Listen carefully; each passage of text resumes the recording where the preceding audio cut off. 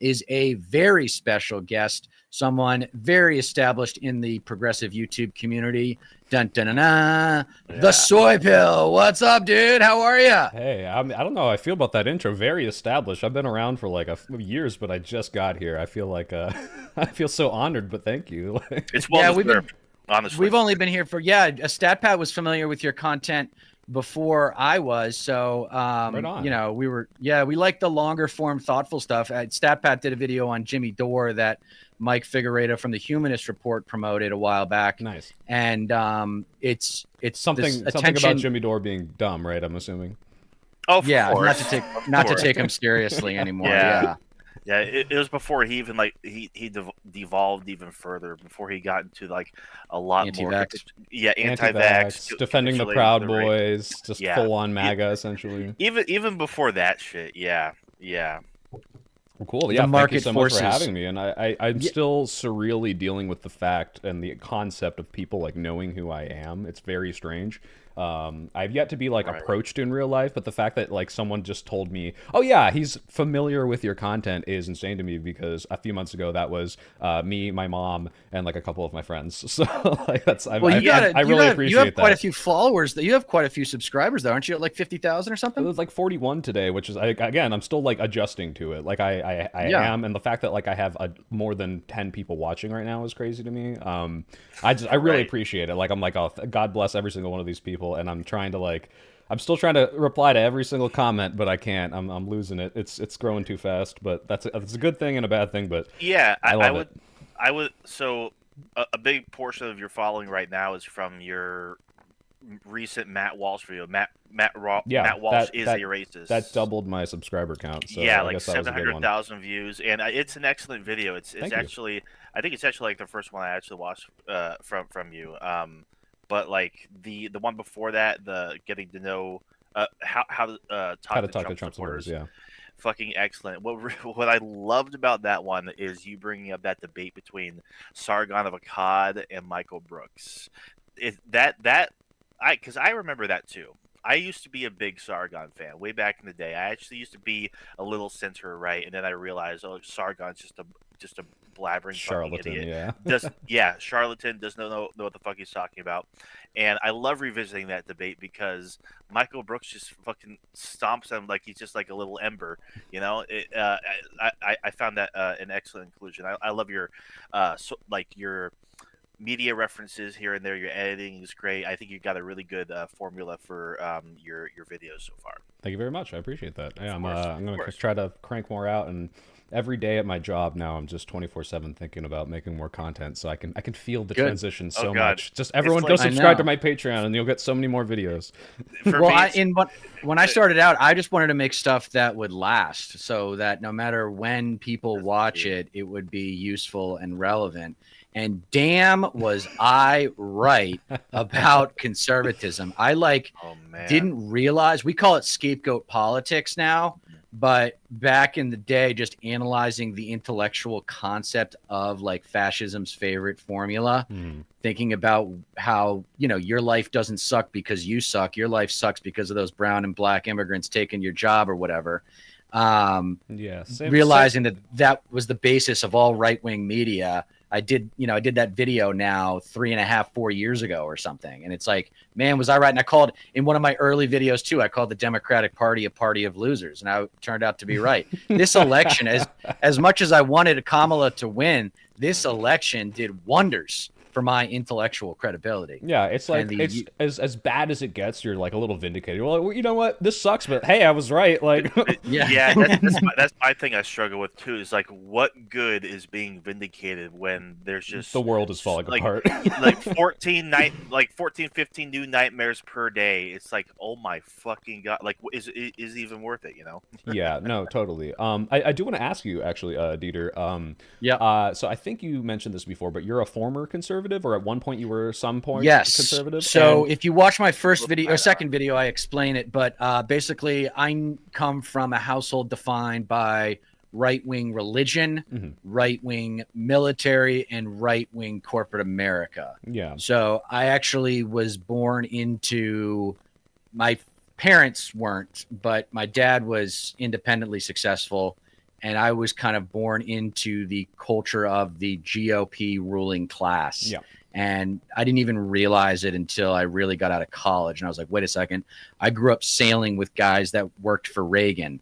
And, you know, I grew up sailing and playing golf with, you know, people who were like part of the Koch family. Wow. So, I mean, yeah, like the ruling class. So like, I understand the sociopathy, and that's why when I see things like Joe Rogan become a sociopath, I'm not surprised, because that level of success, that level of privilege. See, I mean, like privilege comes in different sizes, shapes, and colors, and it definitely comes in more size than difference than anything else, right? Yeah. And when you have, you know, 0.1 percenters don't have 10 times as much political power as 1 percenters.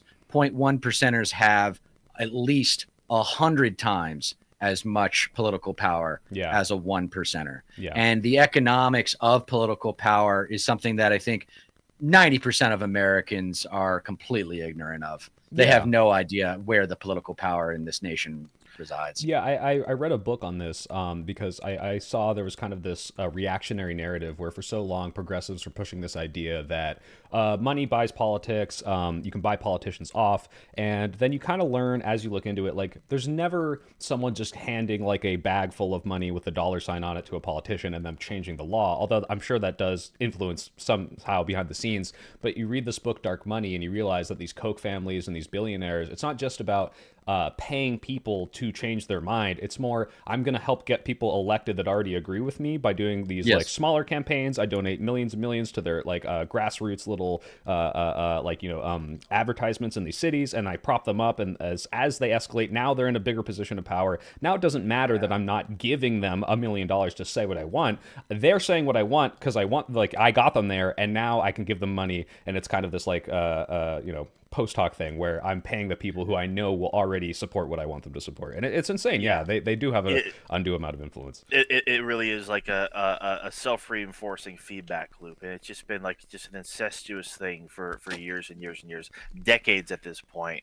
Like legalized bribery, the advent of Citizens United, meaning corporations are people and money is free speech. It has contributed to just like this crisis of capitalism that we're in the midst of right now. Is with all this unchecked money turning into unchecked influence and power, and it's like we're speeding off the rails at 1,000 miles an hour, and no one knows where the break is. It's funny too, though, because that whole book is about how they kind of do it in the shadows. But Elon Musk is just now like, fuck it. You know what? I bought the Twitter. I'm just part of the government now. I'm doing whatever I want. So they've really kind of like dispelled the entire shadow government thing. And it reminds me of like I feel like there's all these Illuminati people behind the scenes being like, you're making it too obvious, stop, like he's exposing them, like, no, come on, we got to do it secretly, but he's just like doesn't get it because he's so stupid.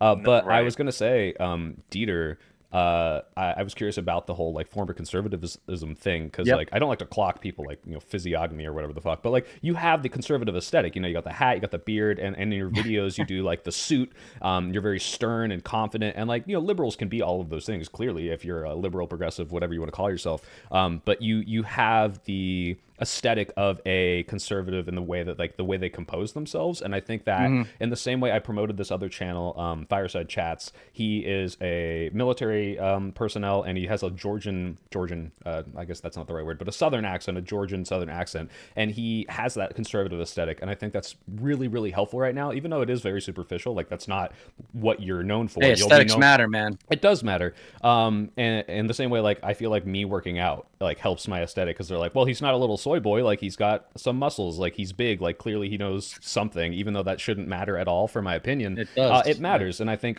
you watching your videos, and everyone in my chat, like please click the link in the description, go check them out. I think not only are they well thought out and you make good points, but that aesthetic will be really good in the coming years of trying to bring over the Republican sort of like, I'm not going to listen to anyone who has blue hair kind of narrative and say, well, this guy kind of looks like people that I listen to, and he's saying things that make sense, and yeah, it sucks that that's how we have to win people over, but I think it's really important. But yeah, well, I worked in Hollywood for a while, and okay. I'm a Yeah, I've been studying media in college, and I'm 40, so I've been in this game, intellectually speaking, really since '92. I remember the Berlin Wall falling in '89, but yeah, thank you. I take pride in my aesthetic out of respect for my father, who I disagree with vehemently intellectually, but I respect the A+ job he did on providing. He did not parent that well. And actually, it's something, this is an interesting point. So, you know that show Succession? I've heard of it. I haven't seen it yet. Yeah. Oh, you haven't seen Succession? No spoilers. Oh, I highly recommend everyone see Succession for two reasons. Really good. One is to understand what I was talking about earlier, the sociopathy of the 0.001 percenters, the sociopathy of billionaires, but also to, and more importantly, what the show is really about is what is it like to be in a family where you get money instead of love? Because that's very rare, especially like limitless money. Right? Yeah. Like they're always like, I've flown on private jets. I've had lobster. Like I've played golf at the best golf courses. Like it's not going to affect me if I ever get a hold of power because I've already had it. Like I'm immune to that shit because you know what I care about now with all this death in our world?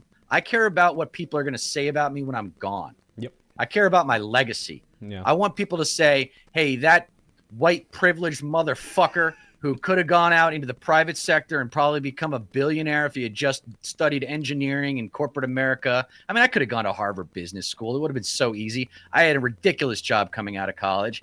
And I was just like, this is what I'm working for. This is what I worked so hard for. I mean, I worked my ass in college. Like, that's one thing I talk about with education. It doesn't matter just where you went to school. It matters like how well you did there or what's been your study regimen since you left school. So, you know, I feel like I have a lot to teach the left about competition and conflict simply because of the way I was raised. Yeah. Because whether you like it or not, conservatives are superior political competitors. Yeah, what's the classic The Simpsons where it's like, you know, Republican convention, we're just plain evil, Democrat convention, we can't govern. Like, you know, it's they're winning. They're winning hard and they know how to win in a lot of different ways and they don't win every time, but like they have a lot of these their tendrils are stretched out, their connections are there, and they know what they're doing. And yeah, like your whole video on like Kamala's a loser. It's like, yeah, her and the Democratic Party, they really fumbled like very, very hard. And part of it you concede is,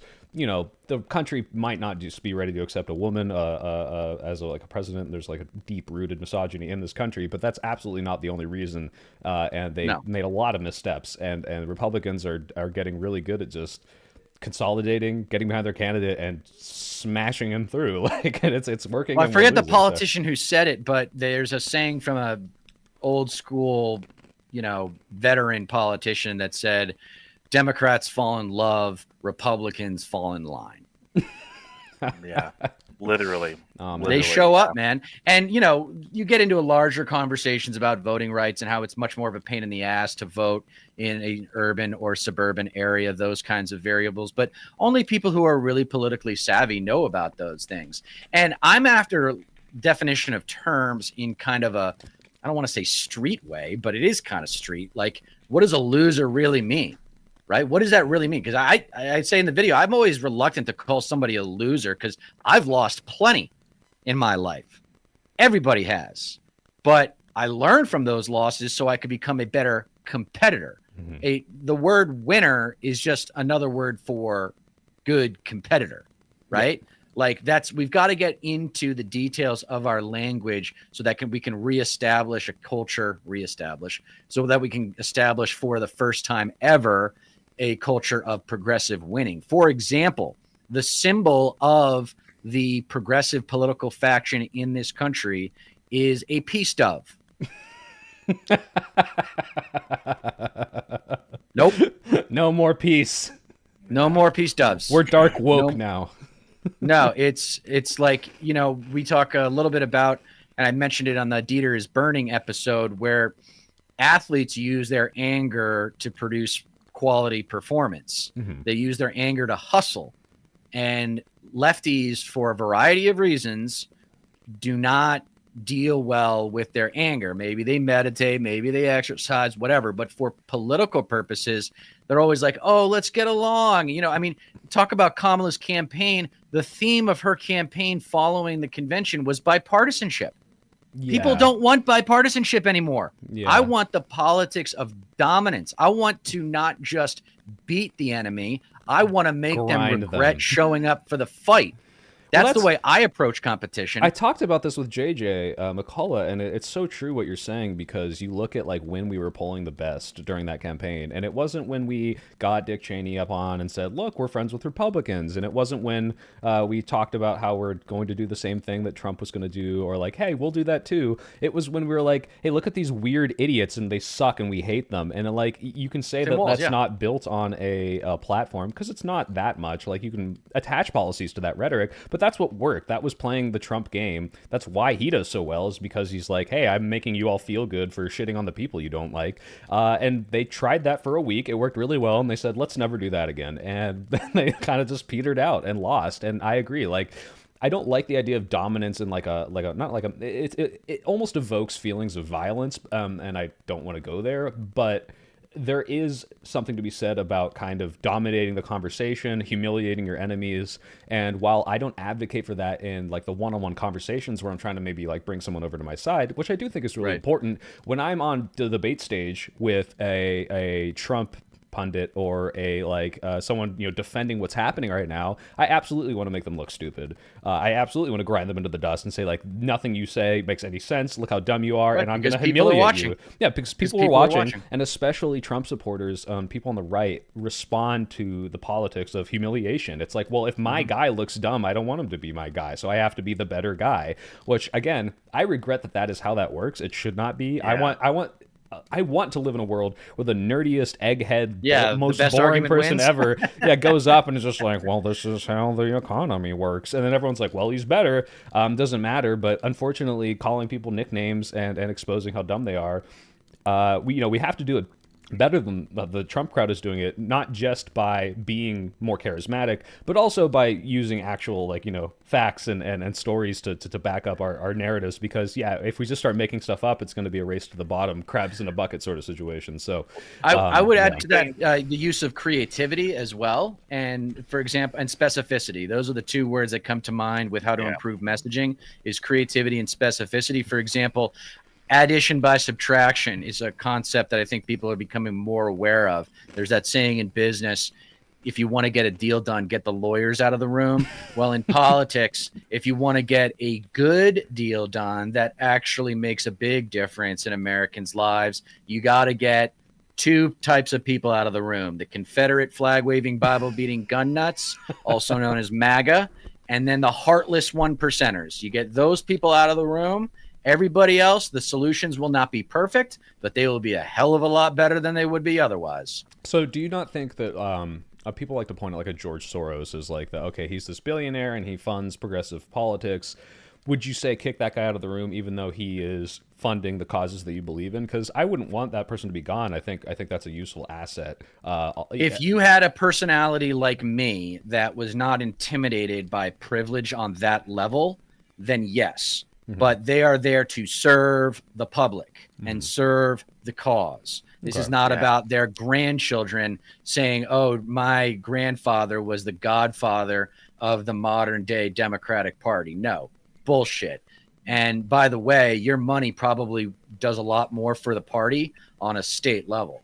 Yeah, I said, like when you're funding these smaller candidates and you're not like giving $100 million to the Kamala campaign, which goes to what, I don't know, Megan Thee Stallion appearances. Like, is that really what we need right now? I don't know how many people that swayed, but I approach it like you mentioned. I think in the how to talk to Trump supporters video, to where the taxes should be so high that billionaires don't even exist in the first place. Like that kind of unchecked power, that kind of unfounded, unprecedented amount of influence and power, just based on the wealth that you have. You're literally you can buy entire campaigns. You can get whoever you want in the office. You can influence whoever you want. You can buy entire social media platforms. And literally just shape society how you want to. I do want to push back a little bit on that, just because I don't necessarily disagree with the fact that I don't think we shouldn't be at the whims of these people's goodwill or bad will. I don't want, like, it's great that Bill Gates does all this great stuff with his money. It's great that George Soros donates to causes that I believe in. But at the same time, you got Elon on the other side, and it's like, yeah, you're right. We shouldn't have this scenario where I have to just pray and hope that the person with that much money is going to make the right decision. But when you say that they can kind of just elect anyone they want, I would say that you look at this election, and there are billionaires on both sides of this equation. And yes, there is an undue amount of power that I want checked, but you can't just buy the presidency. There's a lot of factors going in, and so I don't like when it. Well, they outraised her 3-1. Kamala outraised Trump 3-1. That's what I'm saying. It's like the more money went into the Hillary campaign, more money went into the Kamala campaign, but they didn't win. It depends on where that goes. So it's not just money. Yeah, and that's that. And so it really does come back to marketing, and that's actually a big reason why this show exists. Like me and Deter got together a year ago and created the Left Coast.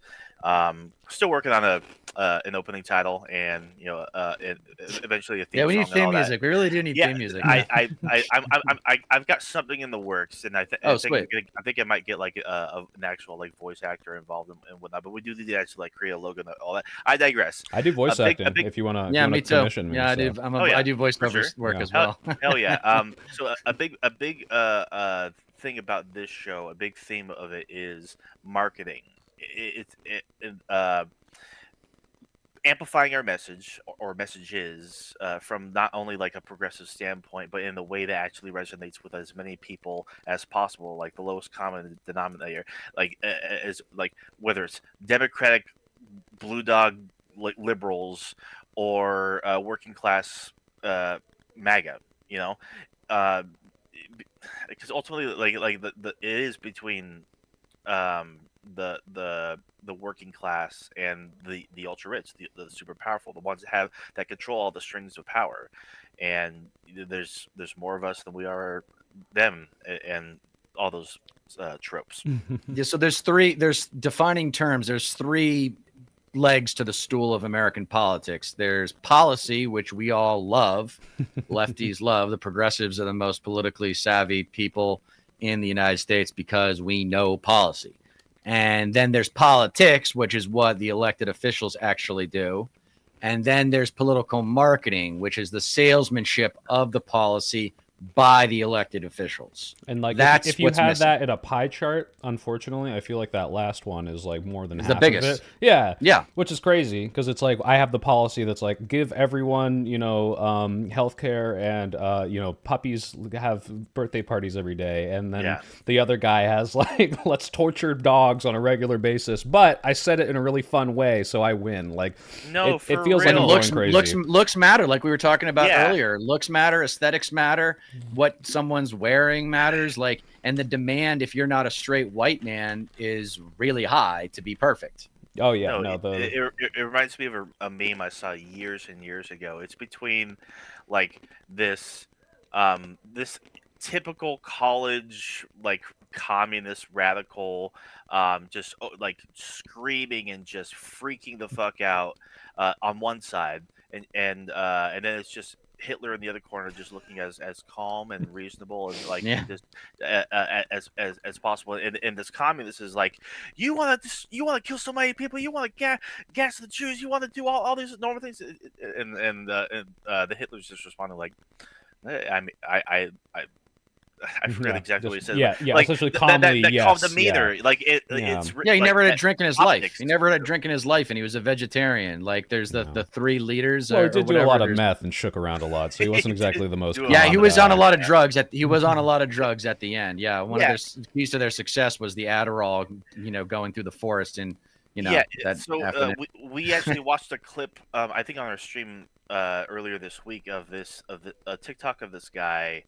who talked about how it's just the obsession I will with the answer Democratic questions. Party of Super like chats obviously get BuzzFeed highlighted. politics and HuffPost politics that centered around identity as if it's like the super special thing that they just harp away at. It's like identity politics are not going to win you elections. Like there's a one size fits all. There are one size fits all solutions to a lot of the problems that everyday Americans are facing, no matter what background you are, no matter how you Right. identify, or what race or sex you are. It this obsession with it does come back to a marketing thing, because if you come across as, you know, this is too offensive, or I identify as this, it's just like you just turn people off. Yeah, It also and softens the recruiting process too, because that's you're not exactly it. prioritizing personality type, and Or that's the my whole argument. That's my crusade right now. Is I love diversity, socioeconomic, ethnic, whatever.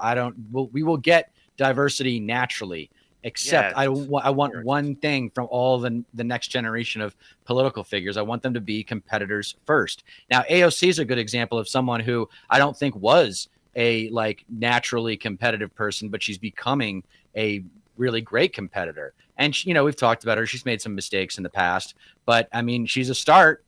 We got to build on something. Yeah, I think she's doing an amazing job where she comes in as like a Bernie-esque figure that I think, you know, if you can criticize Bernie one thing as a Bernie supporter, it's that has trouble working within the system because he's very radical. He has very radical ideas. And AOC, people give her shit for this, but she's coalescing in a way that, you know, people say, oh, you're becoming, you know, de-radicalized. You're not going to give us what I want. But she knows how to play the game. She's like working within the system in a way that I think is very, very helpful. And she still has bite. You know, she still has the, hey, you're saying the things that no one else is saying that I need people to say. I need you to go out there and be like, hey, this is bullshit, and I'm going to call it bullshit, and I'm going to say it's bullshit in front of a million people on the Senate floor or the House floor, and that's just so sorely missing. And I think that's something that kind of I saw permeate through your content, Deter, which was like, hey, let's play fucking hardball. Like, let's stop being like, oh, you can't do that. Like, oh, you can't say that. It's like, no, say what's real. Say what needs to happen. And you know, sometimes you do have to make concessions, but don't just give that all up for, I don't know, like this weird ideological purity test. Don't give that up for like, oh, well, he didn't, you know, say his pronouns at the beginning, so like he doesn't meet this certain criteria. We're just going to dismiss what they say. It's like, yeah. And that's why I don't have a problem with Pete Buttigieg going to Michigan and becoming a senator, because if someone like the type of person that I want steps up and becomes the next great lefty leader, Pete's going to fall in line. Pete's going to serve that message because that's where the winds blow. Like, I know guys like that, dude. McKinsey, I was at Monitor Group, which was one of the top 5 management consulting firms in the world at the time. They actually, you know why they went under, my old consulting firm? Because they were the consulting firm for Gaddafi. Oh my and then God. when like Gaddafi, the head of Libya, Gaddafi? Yeah. Mm-hmm. They were the prime. I never worked on a case. Worked on a case for Libya, but a lot of people I know did. They would have Michael Porter, who's a very famous intellectual in the business world, give the Gaddafi's kid like private tutoring sessions on his applications to Harvard Business School. It was ridiculous. Yeah, so I know the McKinsey how was that? types. How can you tell me more about that experience? Like knowing that you were in that, but you weren't contributing. Like, how did that make you feel? Because like I just for context, I graduated in aerospace. And almost all the jobs for aerospace engineers, especially in San Diego where I was, are in defense. And I felt this like moral, ethical qualm of like, I don't want to go work for Boeing, Lockheed Martin, Northrop Grumman, and like General Dynamics. Yeah, General Dynamics or Atomics, and make bombs and make know like drones, and like I don't want to be a part of this, even if I'm not, you know, maybe I'm just a test engineer, maybe I'm not like designing them, maybe I'm not the one dropping them, but like I'm part of that system, so I like had to move away from that. So I never was actually in that. How is that for you? Like, yeah, you said it's empty. Like, what was that like? Did you know what was happening? Like, how did you fight back against it? Or, you know? Yeah. So my initial reaction was, wow, I'm getting paid really well, and I'm not a banker. I don't have to do the banking hours. I'm working with the C-suite executives, but I don't need to like grind on weekends like the bankers do. Mm-hmm. Still a lot of work. Management consulting was a very serious business back in the early 2000s, all the way from really the 70s, 80s, and 90s. but it's basically just PowerPoint presentations and Excel spreadsheets. Yep. And that's not very fulfilling. I felt purposeless is the word that comes to mind to describe what it felt like to go to work every day. Yeah. And also they didn't value me. Like I went to Vanderbilt, which is a damn good school, but it's not Harvard and it's not Princeton and it's not Yale. And these people from like UPenn that summer interned the year before we started, they would get all these great cases. And I knew I was in trouble when they gave a case on NBC News to my office mate who was an engineer. And I said, why are you not giving me this case? I know more about media than anyone else in this building. Like, does anyone know who Marshall McLuhan is? I mean, no. So then once they did that, about probably 3 months after that, I quit. I just said, you guys suck. And it's also very conflict avoidant, and I enjoy conflict because of the way I was, because of the house that I was raised in. It was just, there was a lot of yelling and it was, it was defined by competition. I talk about competition. I know as much as I do about competition, not because I'm such an amazing competitor. It's because I downloaded everything from my parents and from the sports team cultures that I participated in, and my abusive oldest brother who used to beat the shit out of me and call me stupid. And I'm like, okay, I'm going to hit the book so no one can call me stupid. And byproduct of that was that I ended up, becoming pretty aware. I did my research and I learned about guys like George Wallace and Barry Goldwater, and saw that Reagan was only the start of a devolution of the intellectual propositions of conservatism. Yep. I talk about how Trump isn't Reagan. He's Reagan on cocaine. He's Barry Goldwater. He's George Wallace, a modern day version of those characters. This is white supremacy. I studied lynching in college, and I see no difference from what I call it empathetic arithmetic, the experience, the entertainment experience of watching a black man hang from a tree. I see very little difference, except for maybe scale, in that than seeing the immigrants get torn from their homes and their families. Oh yeah, like it's not just like well, this is bad, but this needs to happen. Like the people are relishing in it. It's like oh boy, like I'm watching someone cry and think, oh yeah, that fills me with joy. It's disgusting. It's ghoulish and like on a mass scale. And like I remember like the worst I think I've ever done of that is like when Trump lost in 2020 and like people cried about it. Like it did feel a little vindicating. Like haha, like you made fun of us for 4 years. God, but I wasn't laughing because their misery was something that I thought was going to actually hurt them.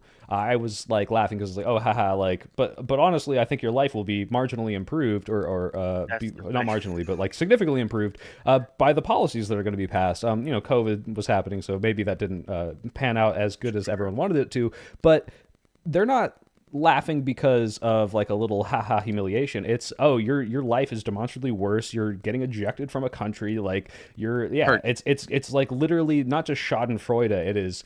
I am like I hate using the word evil because it attaches this kind of like inheritance to it, but like it really does feel like to a degree evil, like the relishment, the enjoyment they get. No, it is, but like at the same time, I don't like calling Republicans in general evil because I know these people. I'm friends with some of these people, and I know why they think that. I have a couple MAGA friends, and it's hard, and I'm trying to like de-radicalize and convert them.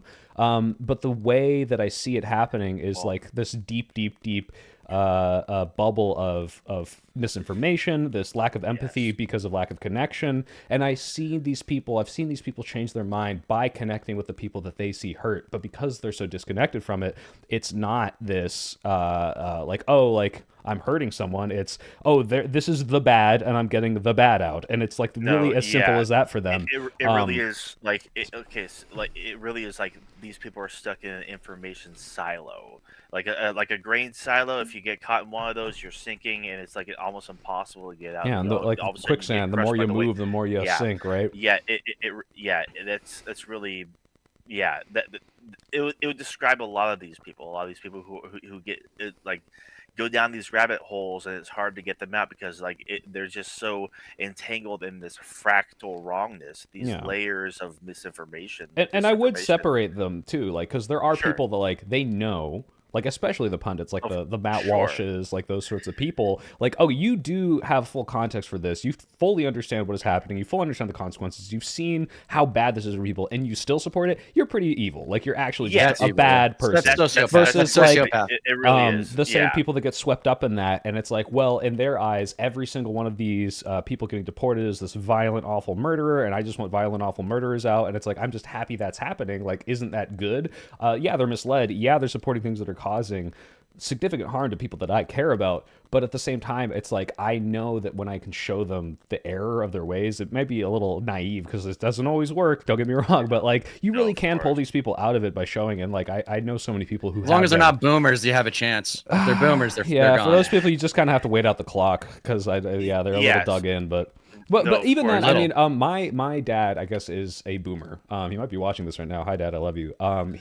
He grew up a Reagan voter, like a 2-time Reagan voter, and he was like deep in the like Republican rhetoric, and he is now like the libest lib, like he's like a resistance lib, and that was not due to like an education thing. Like he went to college, he got good grades, he became like he's like a lawyer and a scientist. He's a really smart guy. But he just had to see like practically when he experienced the way the world worked, like, oh, like this just doesn't pan out. Like the things that I've been told are not being demonstrated in real life. And it's like you said, like not only are you in this information silo, but like sometimes you really just don't see these things happening. Like especially you see the support for deportations or the anti-immigration rhetoric, and it's in all these like cities on like the northern part of the United States that have like no Mexican people at all. No, and they're like, it's hard to really like cut through with a lot of these people because like ultimately people who do consume a lot of this conservative media and who do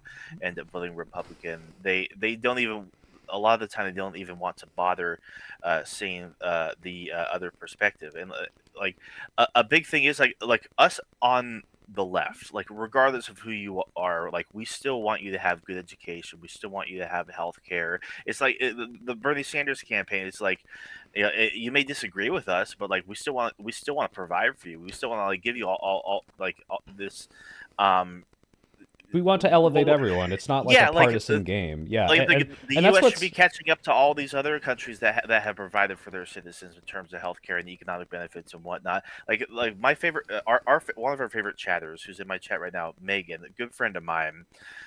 Me and her have such a different perspective on all these political things. So she considers herself a libertarian. She's definitely right wing. I consider myself a socialist.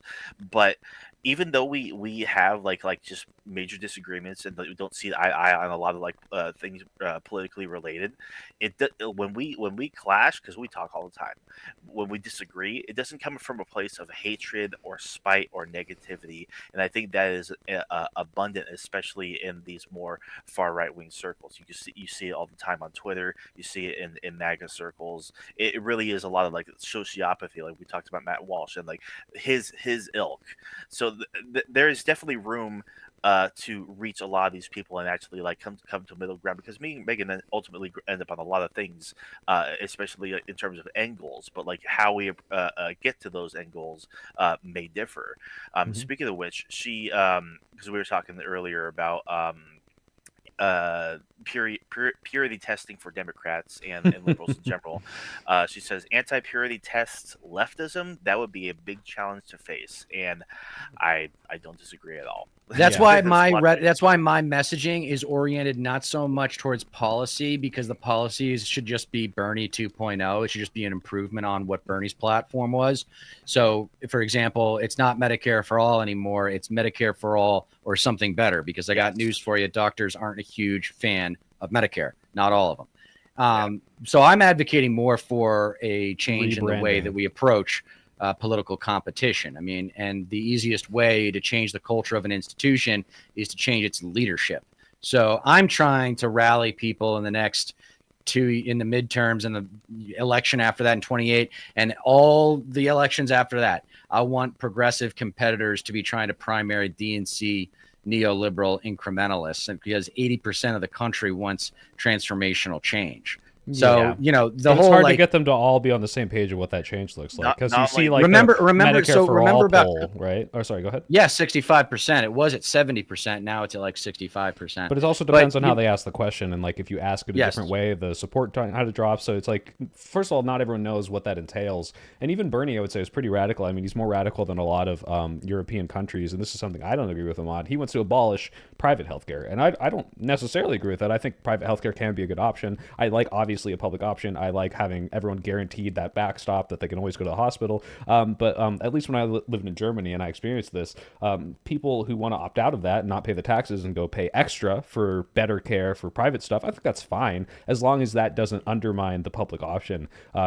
I'm fine with that, and he seems to be against that. Right. So, like, if you phrase it, I'm going to take away your private health care, a lot of people are no longer on board. So I think it is a branding problem. So that gets down to the psychological thing that I talk about in my essays. Conservatives are more afraid of losing what they have as opposed to risking that to get more, to get better. They don't believe in the system. I mean, Reagan, government is the problem, was the beginning of the end. Like, because FDR proved him wrong. Why did no one say, did no one step up and say, oh yeah?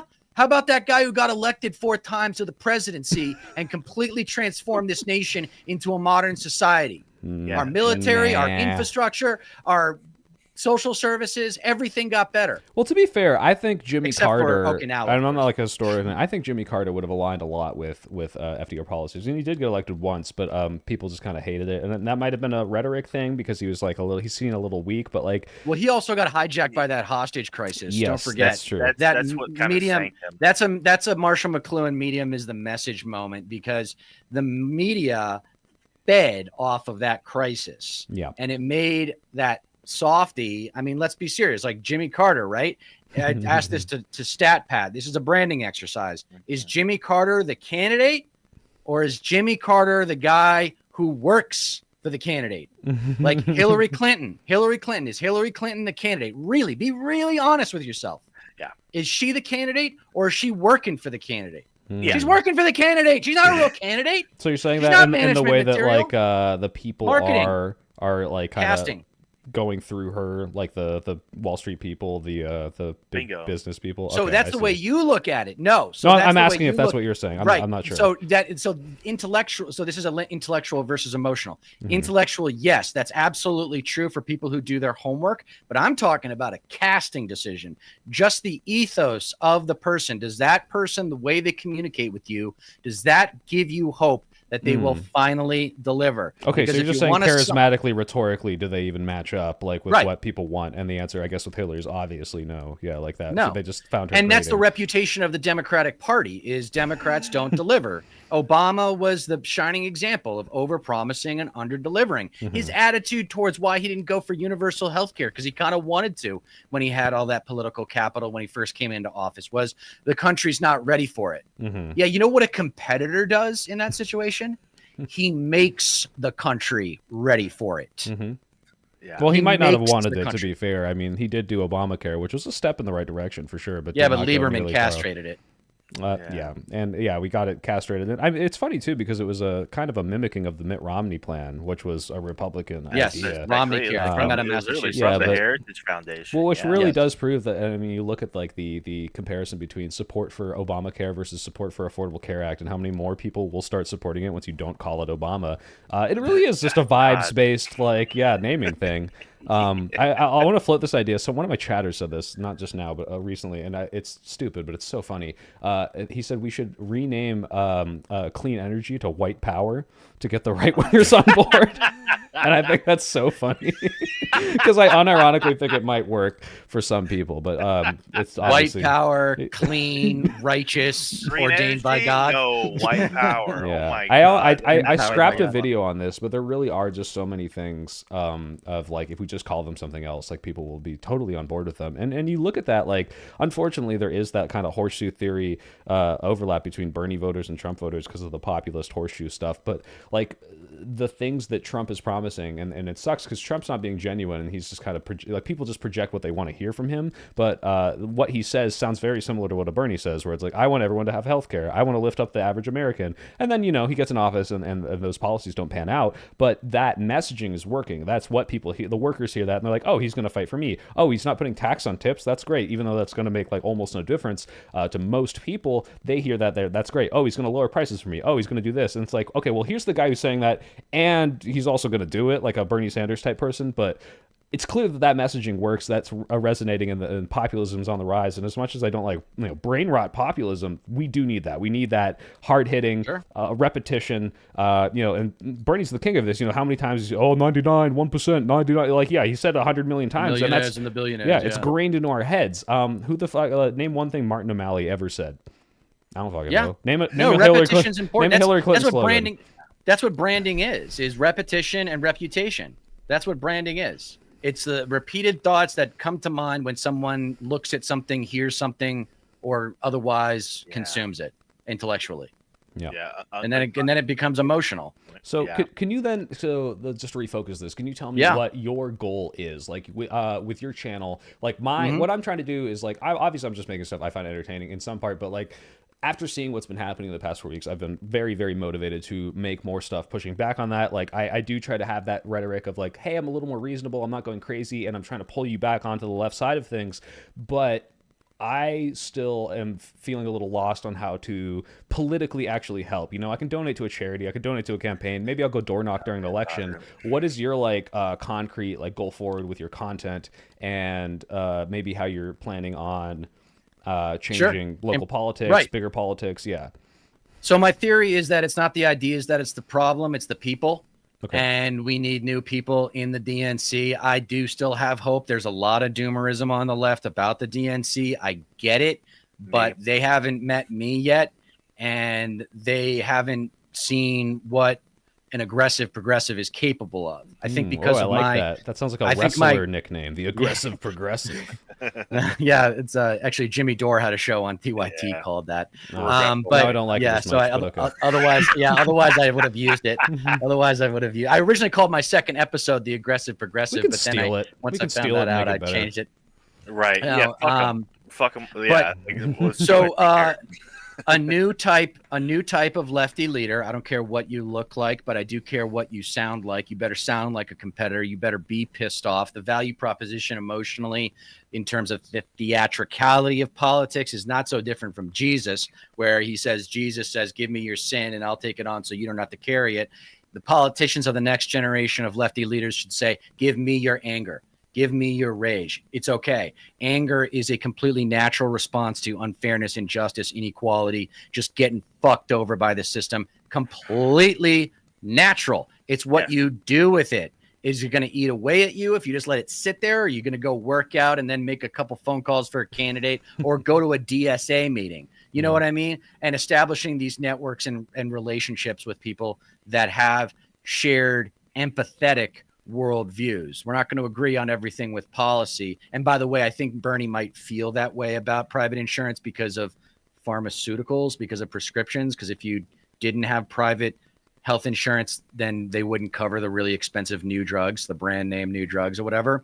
But in terms of what my advocacy is after this election loss, is almost exclusively on focused on transforming the DNC from a party of losers to a party of winners. This new guy, Ken Martin, is a centrist pussy who does not know the first thing about how to transform anger into political productivity. Maybe he will surprise me. Maybe he will cast people in those roles, because you could have a nice guy in that role because he's not a candidate. But I am not encouraged when I see his victory speech, and then I see his first major interview with Brian Tyler Cohen, and he doesn't mention one word about policy. Not one goddamn word about policy. What did he talk about? I didn't see He talked about tactics and strategy for campaigning. Oh, we need to go on these YouTube channels. We need to go on these podcasts. And it doesn't matter if you don't have anything to say. If your message sucks, like, you can be a right winger. This is what I'm talking about earlier about Democrats fall in love, Republicans fall in line. You can be a right winger, and the politician's just going to say, I'm not having transgender women or transgender men play in women's sports, whatever. and that's enough for them. I'm not the other guy. That's enough for a Republican to show up. For Democrats, you have to offer something, and that's what the lesson 5 times was as many in trans 2016. women in sports, double them, Yeah. triple them, even Yeah. more trans women in sports. Fill the sports. No more women's sports. But I do believe that the answer to scapegoat politics in this country, I wish it weren't this way. This is the difference between seeing the world the way you want to and actually accepting the ugly truths of the world that we live in. Right. I wish we lived in an educated society where people had critical thinking skills and did their own homework and the best arguments would actually win. I think that world can exist in America, but the barriers of white trash ignorance need to be broken down by progressive, righteous rage. And that has to be carried by people like me or people whose psychographic profiles I like. Usually, honestly, it does come from people who grew up playing sports. Like it really, if they didn't have that life experience of getting pissed off and like something good coming from it, then they don't believe in it. They don't have that conviction. And, I would say to what Stat Pat was saying earlier about how, these conservatives, they're being fed what they want to hear, not what they need to hear, and so forth. You got to get down to the specificity, right? Anti-Trump Republican soy might be intellectually accessible for you because they already hate Trump. And I theorize two things. If you voted for Trump 3 times, you're a TFG, as Kyle Kalinske says. You're too far gone. Can't get to you. If you didn't have, you had 3 chances to get it right and you got it wrong every time. That's psychosis. And you're older, so you're probably intellectually less accessible. Young people are more open-minded. And that's why I have hope for Gen Z and millennials uniting to create this political wave of transformational change in the leadership ranks. I don't know if I agree with that necessarily, because I understand that they're too far gone in the sense if I'm and I've talked to a lot of Trump people now, if you talk to these people one-on-one, it's like no matter how reasonable you are, no matter how many facts you bring to the table, it's very difficult to break them out of what they already have tripled down on, as you say. That said, I think something that just happened recently that kind of maybe speaks against that is the whole Luigi Mangione situation, where you have even MAGA people saying, wow, like this guy channeled my rage, and obviously that's not what I'm advocating for everyone to go out and do shit like that, but obviously there is this kind of opportunity to bridge a gap through rage channeling with people who are really fed up with whether it be the healthcare system, whether it be just politics in general, the economy, how corrupt things are. That opportunity to bring those people over is there, and Trump is capitalizing on that, and he's scapegoating immigrants and trans people, and it's awful and disgusting. But I think there is something, or someone like you or any other progressive politician can channel that rage and bring those people over. It's just harder to address them specifically. You just have to have an encompassing enough message that speaks against the things that most people are frustrated about, which apparently is healthcare, to bring them over. I think that can really work. So the culture war fight, that the counterattack, to get specific with what you're talking about, because the psychographics are there for the type of people that are intellectually accessible that you're talking about. They are approachable, but they got to get rid of the MAGA hat. They got to get rid of the Confederate flag. They got to put the Bible down, and they can't be a gun nut. If they're a responsible gun owner, or if they're a single-use gun owner, a home protection gun owner, whatever, they are accessible. Because if you're, my whole theory, we can talk about guns for a second because it's a beautiful little nutshell, is like the intellectualism of it is, if you are a responsible gun owner, you should have no problem with stricter gun laws because they won't apply to you. For the most part, they're for the psychos. Say. Yeah. And if you're a responsible gun owner, that maybe not at your local gun range, maybe not in your neighborhood, maybe not even in your county, there might not be a psycho gun nut that wants to go shoot up a school. But it's just a matter of time before it happens again. It's one bad day sort of situation, and that's why, but I think the Democrats are poisoned for gun rhetoric because some of them don't know what they're talking about, and they don't know enough to be able to advocate for common sense, which is a misnomer. Like, there are lots of common sense policies that could be advocated for that I support that Democrats aren't going to support because they don't understand how they work. They aren't gun owners themselves most of the time. But yeah, when people are like, hey, we're gonna say you have to lock your gun up at home in a gun safe, I'm like, okay, whatever. Like, I don't mind. That's fine. Like, I'll do that. Like, and people freak out about that. Like, oh, like, you know, this is draconian. This is a violation of the Second Amendment. It's like, what, to just keep it out of reach of your children, like to make sure accidents don't happen, like that's draconian. But I mean, and people, the gun nut, when you say nut, I think that evokes, you know, I think someone can have 20, 30, 40 firearms and not be a gun nut. A gun nut is someone who's like so staunchly pro Second Amendment that even the smallest infraction on the fact that they can go to Walmart and buy a shopping cart full of shotguns is somehow the most evil, tyrannical thing ever, when with even all of the things in California that I don't like. I mean, they have like background checks on ammo. I don't like the 10-round magazine stuff, but like whatever, like I still have firearms and they're still fun and I can still do everything I want them to. And even the people who are like, if the government comes after me, like you'll still have a gun. You can still have it. You just maybe have to wait a couple days more. And I think it's insane that like that can't somehow be like that can't, what do I want to say? It doesn't permeate through the Democratic messaging because they just like, let's ban everything. And it's like, all right, like, well, that's how it comes across. I mean, that's how it comes across. But Kamala was talking about how she owns a Glock, and like, I mean, you know what I mean? It's like there's definitely like there's plenty of like there's plenty of rhetoric coming from the Democrats trying to appeal to Republicans, and it was just there's an abundance of it, and it just didn't pay off at all. Like whether it was about gun rights or the border, just fear mongering about immigration, like just try to be original about these things. Like try to meet people where they are instead of trying to like copy the Republicans, because they're not going to vote for you if you're just like gonna be like Republican light. They're just gonna vote for the fucking real thing. Yeah, and you look at the opportunities that I think Democrats have.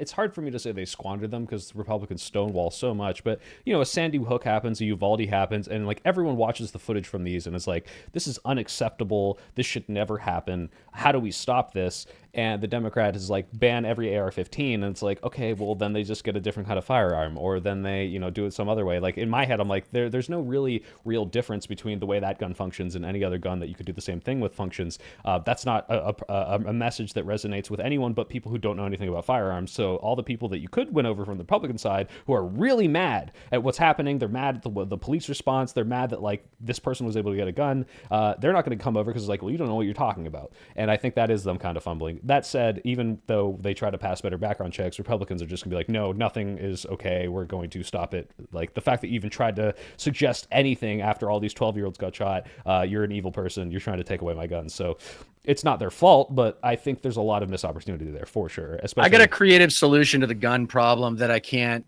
get into for details, but it involves the local police force having a relationship with the gun owner and actually like getting free ammunition. They go in once a year. I'm putting myself in the schizo shoes, and I'm already like, you want them to know? No, but there's an incentive. There's an incentive to do it. There's motivation. There's a selling point that I won't get into, but they love cops. For a lot of those guys love cops. They might not love the government. It's funny how they hate the government, but they love our military and they love the uniforms for sure. Because it's like, oh, I love the cops. I love the law and supportment. And by the way, if any of them knocked on my door and tried to confiscate my gun, you would, I'd go out guns a-blazing or whatever. So it's this weird kind of clashing thing where they hate authority, but also that's part of the that's force it. Yeah, like fucking the boys in blue, the military is just like an arm of the state. So it's like, do you support? Are you? But it's even simpler than that. It's or what? It's even simpler than that. Just go to superficial reasoning, because that's what conservatism is. It's, if you've watched one of my earlier episodes, it's the three false gods. It's a Deter trichotomy. The three false gods of conservative citizenry: the framers and the Constitution. Anything having to do with the framers and Constitution might as well be the word of God to these people. Yeah. And then the unregulated free market, unless it's the 14th Amendment, right? Then there's the unregulated free market. They think all regulations are stupid or just in the way. Mm-hmm. And then there's the uniform. Like you're talking about the uniform. Anybody in a uniform to them is like a god. And this is where I'm talking about with like separate targeting, right? I talk in the Kamala. What are we going to learn from this election loss? Because winners don't just win all the time. They learn from their losses. So one of the things I think we need to learn is targeting.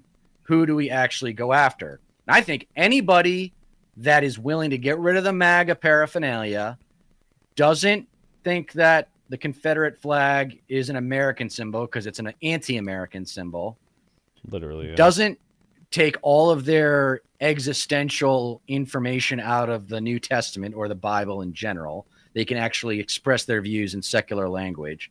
And then that they're not paranoid gun owners, right? Gun nuts, like that. That's kind of Sprillo. As long as they don't have those things going on, I think they can be reached. That's the good news. The bad news is that those people that I just described, the Confederate flag waving, Bible beating gun nuts, at least 2/3 of GOP voters fall into that category. 2/3. I know that's hard to believe, but it's 2/3. That is hard to believe, but if you're right, that's a significant amount of them can be reached. And also, I think a lot of non-voters who are turned off. That's exactly where I was going to go. Is it's all? I mean, presidential politics. It's all about turnout. I mean, Biden got 6.3 million more votes in 2020 than Kamala did in 2024. That determined the outcome of the election. Yeah. Progressives stayed home. Bernie's coalition stayed home, and for a reason that I did not fully appreciate until research came out on it, because of Israel-Gaza. Now, I got some good news for you, because crisis is a opportunity, among other things.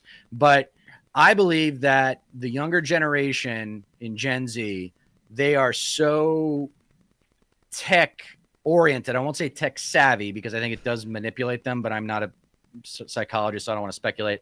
But these Gen Z guys that we did from this thing called the Gen Z podcast, I'm actually going down to LA to do an episode with them next week. Okay. They knew, without us having to tell them anything, that Israel-Gaza was and is a genocide. I was like, we all agree on that. We all agree on that. Okay. Why is it being allowed to happen? And AIPAC is the answer. And they already knew that. And I was like, please tell me your generation is doing its homework like this. Please tell me that this is contagious. Because if we could just get AIPAC, or all the PACs, but I pick AIPAC because it's the biggest one on the left, out of the equation, then maybe we could get some people who aren't corporate owned. So this might be is going to be me being ignorant on this. So like I'm aware of AIPAC. I'm aware of how AIPAC funds a lot of our politicians.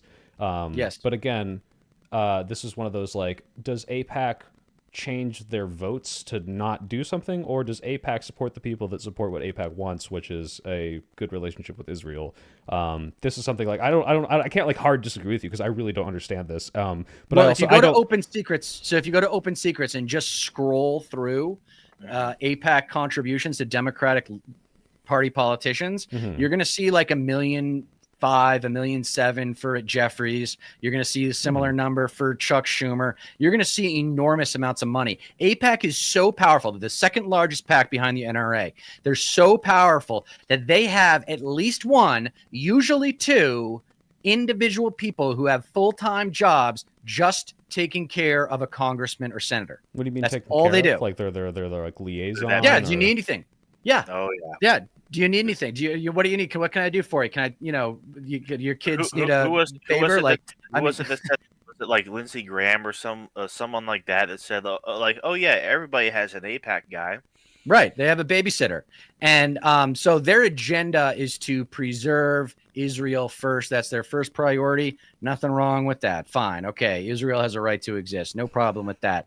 But then it gets into a place of Israel is where the chosen people live, and they have a right to do whatever the hell they want, like commit genocide. I mean, Kamala never came close to calling Israel-Gaza a genocide. No one really has, except for, I mean, Bernie just approved the weapon sales, didn't he? He just voted to send weapons to Israel or something like that. I have to double check that. But no, AIPAC, its size makes it the most relevant PAC to criticize. And obviously the hypocrisy with them encouraging or discouraging politicians from acknowledging that Israel-Gaza is a genocide. So to answer your question, AIPAC is to serve the interests of elite Zionists in America. And I believe that those elite Zionists run the Democratic Party. I think it's so powerful that they run the whole goddamn party. I'm going to offer pushback, and it's not like substantive. Yes. I hope. Please tell me I'm wrong. Here's the thing. So this seems contradictory to most of what you were saying before. Not that any of what you just said. I can't verify. I don't know much about AIPAC. I don't look into the Israel-Gaza issue that much, and people have asked me my like really strong opinion on it, and it is so, it's not like when I see what's happening, when I see people being bombed, I'm like, this is terrible. I think there should probably be a better way to do this. I don't know what the solution is. And it seems like I've heard arguments on both sides, and I'm not trying to both sides it, because there's a very clear power imbalance, and people are suffering on one side of this much, much more. That said, I'm just so disconnected from it, and it's not, I don't think most people care. I know the progressive young wings are seeing this shoved into their feed. And I care that it's happening. I care that they're suffering. But insofar as like you tell me that there is a famine in Yemen or a civil war in South Sudan, I'm so outside of the realm of, I want to help this. Yes, I don't want U.S. aid to be dismantled, so we can't give humanitarian aid to these places. But when you say like this is my number one issue, the poll I saw said it was not a big issue for why people didn't vote for Kamala. I know it mattered to a lot. I know a lot of progressives. Yeah, exactly. Yeah, right. There was research that suggested like millions of Bernie coalition voters didn't show up because they wouldn't support genocide. Sure. I thought that I think you're right to an extent, because I actually thought what you thought for a long time until this new research came out, because I thought Cold War politics was over. Like foreign policy isn't what drives voters as much as it used to be, as like when we were kids and our parents' generation, because we used to have the Cold War, which actually would motivate our politicians to work together, because as much as the Democrats and Tip O'Neill and Reagan might hate each other, they still are going to work together so we beat the Ruskies, right? Because we hate them more. Yeah. So I think you're right in that the care factor is not as strong with large swaths of voters. But in terms of the left and the progressive left, who are really disappointed with the Democratic Party, who are basically saying that it's never going to save us, it's never going to be the party that we want it to be, who are checking out and looking for labor to do something big outside the realm of politics, but still has a political effect. They didn't show up. It was a big issue for them. And I'm not saying it's a non-zero amount of people who clearly, like, don't get me wrong, I'm in the Bay Area. I know these people who are, I mean, first of all, it's not as important in California, but there's fair enough amount of people who just didn't show up or didn't want to vote for her. That definitely, at least those people contribute to her number not being as big. But my issue is, first of all, I mean, again, I don't know this very well, but like AIPAC obviously has influence, obviously they have a lot of money. I'm not sure to the extent to which they're making people change their policy to not say that it's a genocide, to not stop it, to not do an arms embargo. And while I can say that I think there should be more pressure, and if Joe Biden's going to be like, well, this is my red line like 100 times and let them cross that and clearly put zero pressure on, like that's stupid. You need to have some sort of hard stance, and clearly he didn't. But then you look and say, well, okay, that's bad, and you don't like that, and you want to advocate for the change, and then you don't show up, and then Trump gets elected, and now he's saying, let's evict 2 million people. Let's literally ethnically cleanse them. Yeah. And it's like, okay, why am I supposed to get so mad about AIPAC's potential softening of how the Democrats are doing this when I'm fighting against the people that want to do everything you're accusing them of 1,000 times worse? It's hard for me to be like the fact that we're even talking about this within like 10 minutes of our conversation, where before it seemed like, hey, we really need to focus on the rallying cry. The fact that this issue, one, does not affect most Americans, and two, a distraction. Yeah. Well, no, I don't think it's I don't think it's not important. I think it needs to be talked about. This is clear, like thousands of people are dying. People have relatives there. People are there who came here. And like this isn't irrelevant.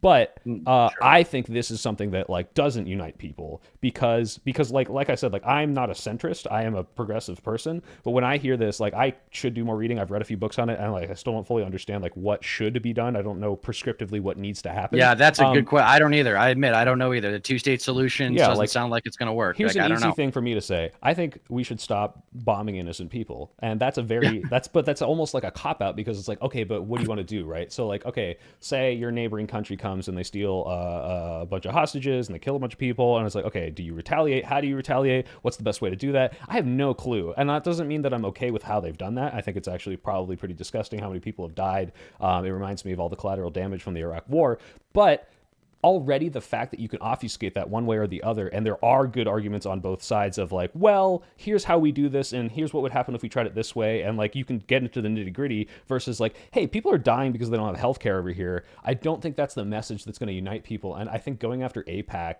or like going after politicians for being soft on Israel, like Joe Biden, like letting them cross 8 million red lines. Like, it's bad, and it clearly did resonate with a lot of voters. But I'm still hesitant to even say that that's going to change much about anything for sure. Trying to win elections. As much as that sucks, because I do think it matters, and I do want the suffering to stop. There are definitely different political action committees to take a look at. I mean, it's certainly not just AIPAC, though. Like, their influence on not just the Democratic Party, but the Republican Party as well, definitely cannot be overstated. But if it's like me and Deter have talked about before, and when it comes to democratic messaging and whatnot, going after the entities that are lobbied. Are funded by the powerful. These lobbying groups to protect the powerful, especially like the pharmaceutical industries, for example. It When it comes to candidates for whatever position it is that the Democrats are going for, whether it's the Senate or the House or even the presidency, they need to be asked point blank, what will you deliver for voters that is not immediately tied to what your donors want? Because like there are studies, one prominent study especially, that goes into detail about how the legislation that Congress passes overwhelmingly supports the corporations and these lobbying groups, special interests, big money. And if the Democrats, like, and people are aware of this, I have no doubt whatsoever. Like Bernie Sanders, I believe, woke up a whole lot of people. People understand that, like, the system is rigged. It's tilted to favor the powerful. Getting across a message that states like, hey, these rich and powerful organizations, these entities have bought and are basically in control via bribery of the House and the Senate. They need to be stopped. Like that's why when it comes to like people like the Squad, for instance, AOC and that whole group, they proudly and rightfully do not take any corporate PAC money, any big special interest contributions. That needs to be a through line for democratic operations and campaigns from here on out. Do you think that's in some ways going to be shooting ourselves in the foot? Because as much as I don't want those PACs to be influencing people, if a PAC aligns with what I'm already saying, I feel like I should take their money and put it to good use, right? I would say. Well, there was a progressive PAC. There's only like one PAC like that, though, right? Right. Yeah. Here's the thing. Like in the same way that a Republican, I don't know necessarily how true this is, but let's say that I was a mega pro. I just love oil. I hate clean energy. And then an oil PAC comes up and says, "Hey, you agree with what we want? Here's $2 million." That's not them telling him, "Change your vote to this. Here's $2 million." It's, "Hey, you agree with what you want, right?" And so, like, on the flip side. I don't think it works like that, though. I don't think it works like sometimes that. I think it probably. Well, I have no evidence, so I won't even say this. But like, I do think that there is like a manufactured consent where it's like, yeah, these people have been growing up, reading the textbooks that are made by these lobbies who put them in these schools, who then become the lawyers and the politicians who now think the opinions that have been kind of like permeated through their schooling system, and then they support them because they say what they want to. They want the lobbyists support them because the lobbyists hear what they want from these people. And maybe people are switching their votes because of that. I don't know how easy it is to prove, but it doesn't matter because they're doing it either in line. Hold on one second, Stapat. In line with what Stapat was just saying, though, there's two sides to this that you're making good points about. You know, is AIPAC really as powerful as I claim they are? Maybe not. Money in politics is an enormous problem. It has gotten worse since Citizens United. Mm-hmm. So my obsession with AIPAC stems 80-90% from them being the largest PAC on the left. Well, I guess what I'm saying is it doesn't really and they own matter. both sides, by the way. They have people on both sides. No, I've seen that. Should be illegal. What I'm saying is it doesn't matter if the person is only doing it because of the money or the money's coming because that person's doing what those people with money want them to do. Either way, they're doing it. And if the determining factor is that money, as if but for that money they would not have that position, then that's where I'm like, okay, we need to cut this off. And I don't know. I think that's the case more often than not. I think that's the case could be. It's hard. It's definitely hard to look at the read personalities. their minds, but look at the personalities of the people on the left that are in power, that are elected, that are part of the establishment. Yeah, they're not badass conflict lovers. They're go along to get along. They do what they're told for the most part. The politician that you're describing sounds awesome. It sounds the theoretical awesome, politician. But these PACs represent an economic force that corrupts the political process. It was never supposed to be this way. It's way too much. It's way too much. And now, with the way we have media, there's really no excuse. There's really no excuse for not being able to get your message out there and for people to consume it on their own terms. I learned this in film school actually knew it before film school, but the reason why people always say the book was better than the movie is because not only do you get to spend more time with the characters and in the story, but you get to consume the story on your terms. Yeah, right? you give everyone the voices, you pace it the way you want to pace. That's why I say pick it up and put it down when you want. A nerdier version of that, but I like manga way more than I like anime because I can put the voices and the pacing of the story. It's not 6 episodes to have Goku charge up. He charges up as fast as I read, right? So yeah. I don't even know manga. I don't even know what manga is, man. I'm like, how old are you? How old are you, Soy? How old do you think I am? I always ask. What do I come off as? Late 20s? Yeah, late 20s. I'm 28. But what's it called? Hey! I'm just on the cusp of Zoomerism, so if you need me to translate anything before you go on that podcast, let me know. I can explain skibbity toilet and brain rot and all that. So let me do this one really quick. Let me do this one really quick. This is from Latino Myfoon. I don't know. Is that Mafune? I think it's necessary for there to be social stigmas placed on certain things such as bigotry, child predation, and fascism, where it's okay to ridicule these things so society can remain free. I mean, yeah, like Absolutely. We did that after civil rights with the KKK, right? Like you saw someone wearing a robe and it was no longer, it was never really acceptable. But the point is that social stigmas exist for a reason. It can be productive. The issue for that is I don't think the stigma's really gone away as much as people kind of forgot why we needed them because we became a more equitable society. And then I think you've seen this on the rise in the past 10 years. You call someone a racist and then that kind of the buck stops there. But you need to you shouldn't have to, but you need to explain why that's bad. Even though obviously it's bad to treat people differently because of their race. So many people it became just this thing. It's like, oh, you're racist, and now I can write off everything you say. Unfortunately, because of fascism and racism and bigotry on the rise, and these people are educating themselves in this, bullshit science, reading some Charles Murray book or some bell curve thing. Now you have to contend with those things and disprove them. Now I have to break out my book about why phrenology is fucking stupid. And it's easy, don't get me wrong, right? Because it's like, hey, maybe your skull shape doesn't determine anything, and that's fucking ridiculous. Maybe the amount of melanin in your skin doesn't determine anything, that's fucking ridiculous. But you still have to have that extra step of I'm not just stigmatizing you and ostracizing you, I'm also explaining why you're a moron with the science to back it up. You have a hard out at 7, right? Yeah, it's fine. I can go a little bit later. Do you mind if I have 2 or 3 super chats? Do you mind if I read them? I think they might. Yeah, go ahead. Okay, what do you got? Just scroll through. Well, I've got $2 from Cody Moon. Okay, well this is not pertinent. They said, "Where's the hat?" They want me to put this hat on. Give me a sec. Oh boy, nice. There's the hat. All right. Cody always gives me money to put the hat on. I don't know why. But $5 from Focus says, will the Democratic Party support reparations for foundational Black Americans? I don't know what a foundational Black American is, but what are your guys' thoughts? Probably a descendant of slaves is probably what he means. Right. Like if you can prove that you descended from slaves, then you're entitled to benefits. That's definitely difficult to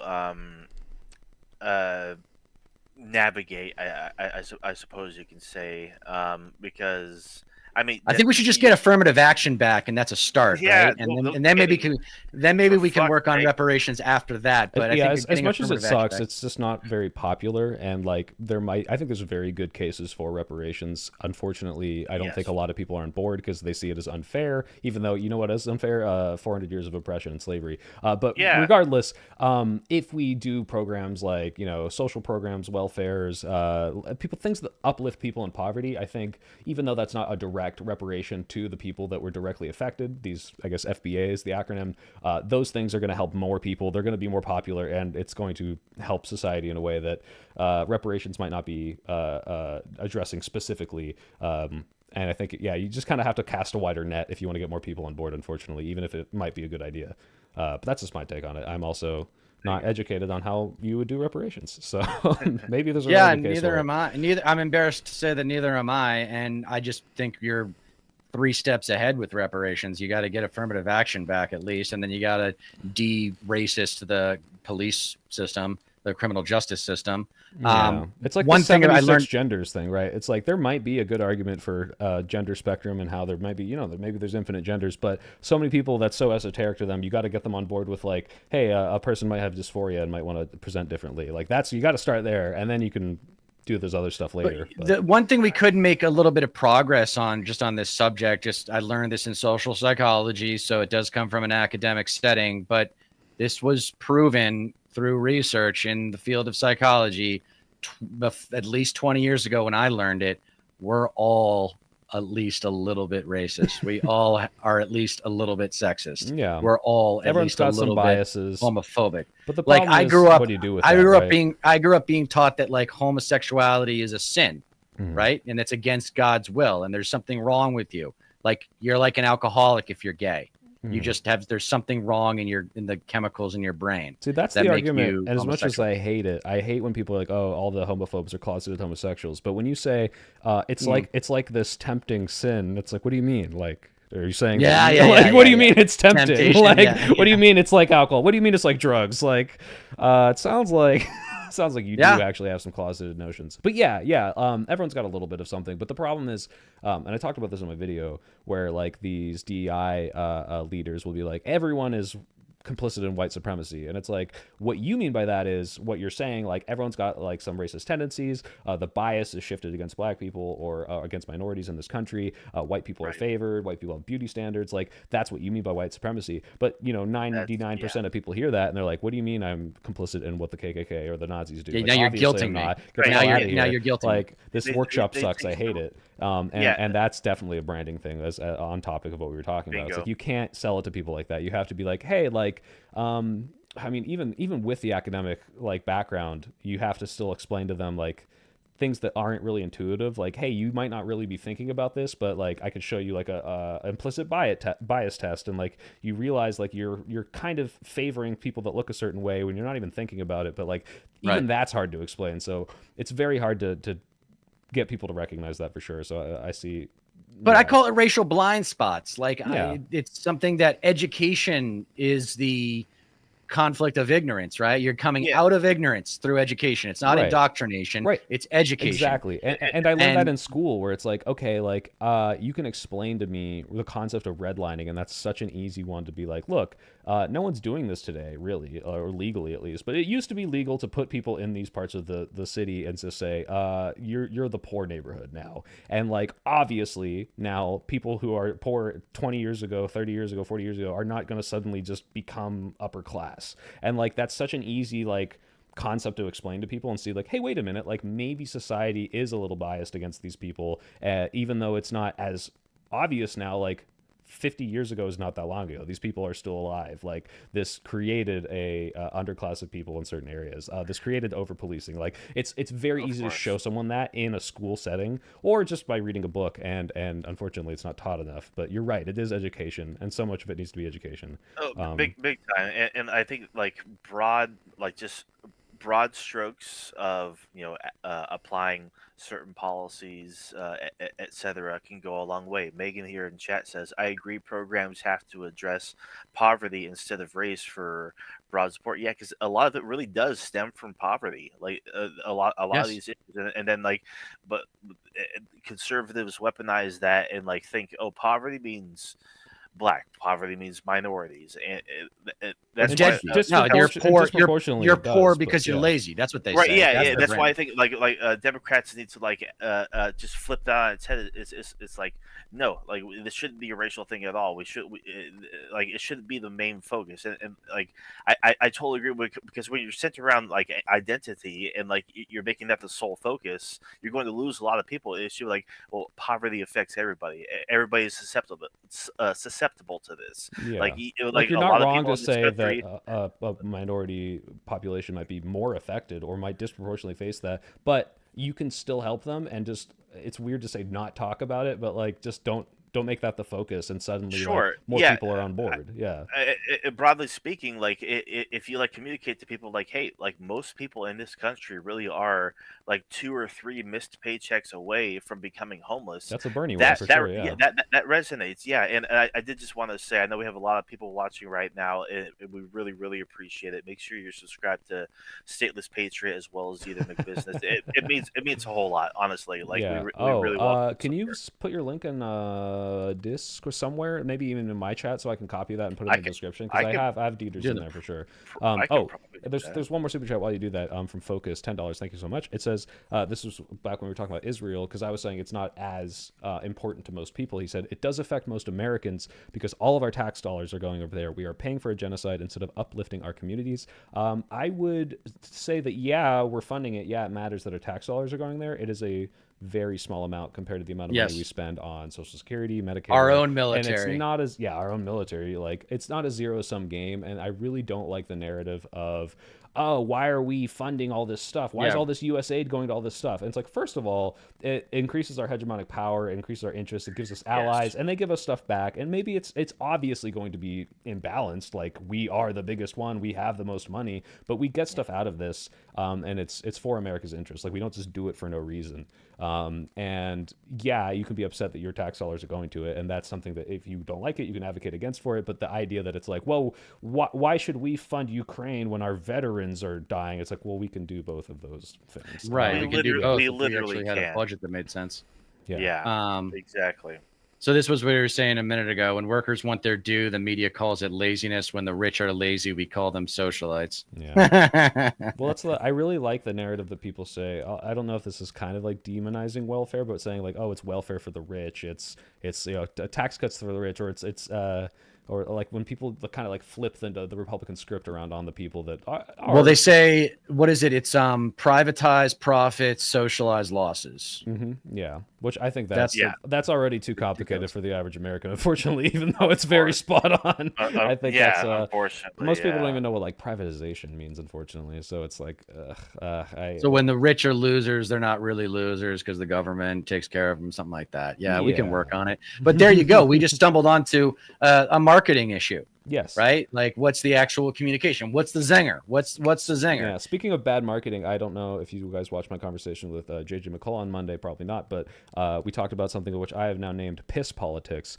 and now I've backronymed it too. It's push and insist to stop spin, which is all reporters. When you have some bullshitting politician up there, do not ever move on in the interview until they answer your question. Like when you nail them down on the like, hey, do you think that Joe Biden won the 2020 election and JD Vance doesn't go on? Just don't let him talk anymore. Just keep asking him that until he keeps going. And that's piss politics, because it's like when your dog pisses on the floor and you shove their face into the piss. It's like, yeah, like you are going to own this. This is your fucking position, and I'm not going to let you talk about anything else. So.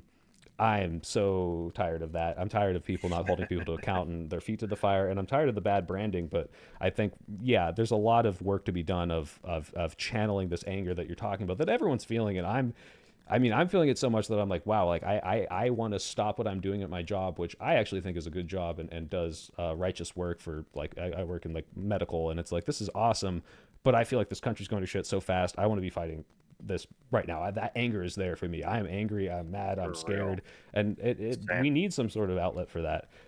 So what's the specific change you want? Because for me, it's generational. Like, we need to get the baby boomer neoliberals out of leadership in the DNC. They've been in charge for 32 years. Well, we got David Hogg. He's VP, right? What do you think of David Hogg? Because he's I think young, he's a right? start. Cool. I think he's start, but I think it's going to be elder millennials, because I think Gen Xers are too capitalist, because they were outside of college by the time the tech boom happened, whereas millennials weren't.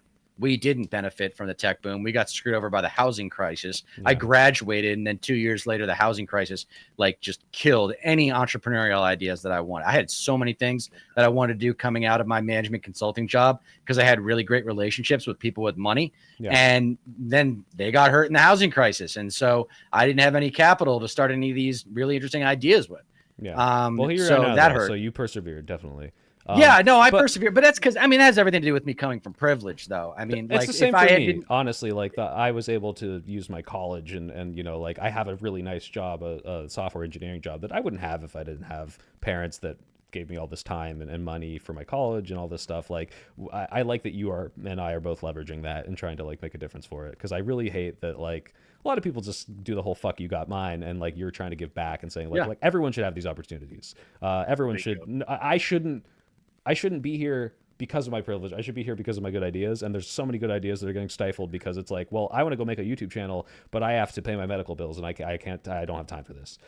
It's an oxymoronic thing with me, because I grew up with privilege, but because of where I stood in the social status of my family, as the weakest, as the youngest, as the smallest, as the one who was constantly excluded. I was an accidental pregnancy. I was not a planned pregnancy. So I was, holding the family back. There was huge age gaps, 5 and 9 years between me and my two brothers. So I was the annoying youngest brother, So I say, look, I don't know what it's like to be black in America. I don't know what it's like to be a brown immigrant in America. I don't know what it's like to be a woman in America, but I do know the feeling of being right and being wronged because of it, because I express that there's something wrong, because I say this isn't fair. I do know the feeling of powerlessness. That's what it really comes down to, is powerlessness. If there were mechanisms in place for wrongfully accused African-American males in urban areas to actually get representation and be defended by someone that knew the law as well as that prosecutor or whatever the system, however the system works, then there wouldn't be as many problems. But the system just doesn't take care of those people, because the racism is a part of the system, and the sexism is too. Although, the biggest criticism of DEI, I don't know if you know much about it, but I've heard and read that, the biggest beneficiaries of DEI are white women. Yeah. So it's what do we got to tweak that. We got to evolve, right? We got to learn from our mistakes and do better. It's about the process of advocating for change. It's not just by the process of selling incrementalism. Oh yeah, we can't get that done. All they do, since you've been alive, I mean, since before you were self-aware of politics, Democrats have been talking about the limitations of government. Mm-hmm. They have been it's not about, aren't we the side of the explorers? I talk about survivors versus explorers as the easiest way of breaking down people's personality types. Lefties are pretty much all explorers. And the right is predominantly survivors. If you are caught up in survivalism, you have that attitude that you were just referencing of, I got mine, fuck you. Mm-hmm. And not only are you not going to get yours, but I'm going to subjugate you. It's that Lyndon B. Johnson quote, right? Give a white man someone of color to look down on and to let him pick your pocket. And it's been working for 44 years. And it was working a lot longer than that. It's just, that's how long I've been around. Mm-hmm. Because I was unaware of it. It was because my political awakening happened when I was traveling in New Zealand and watched Fahrenheit 9/11 when Bush got right before Bush got reelected. The Michael Moore documentary? Michael Moore. Because I went in there. I was a student at the time. So I was in that mode of learning in my life. And by the way, statistically speaking, 18 to 24 is when people out there at most impressionable, although social media may have changed that range. But I was open-minded. I came in there, I was okay, let's see what you got. And then the research came, and I was this is undeniable. This is undeniable. They sold us on a war that we did not need to go to. Afghanistan, you want to sell us on Afghanistan? Okay, maybe.